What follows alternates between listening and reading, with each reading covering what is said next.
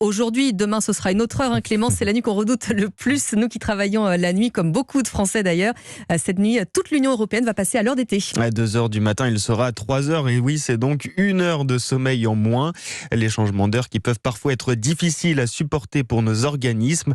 Alors, comment se préparer à l'heure d'été tout en douceur? Alexandra Gégy nous a glané quelques conseils. Eh bien, il existe quelques petites astuces pour adapter son organisme au changement d'heure. Armelle Rancillac, spécialiste du sommeil, vous recommande par exemple de faire du sport aujourd'hui. Ça va augmenter la température corporelle, ce qui facilitera du coup sa chute après pendant le sommeil et donc ça consolidera le sommeil. Il y a vraiment un lien très fort entre la température corporelle et l'intensité du sommeil. Et donc ça va être plus restructurant.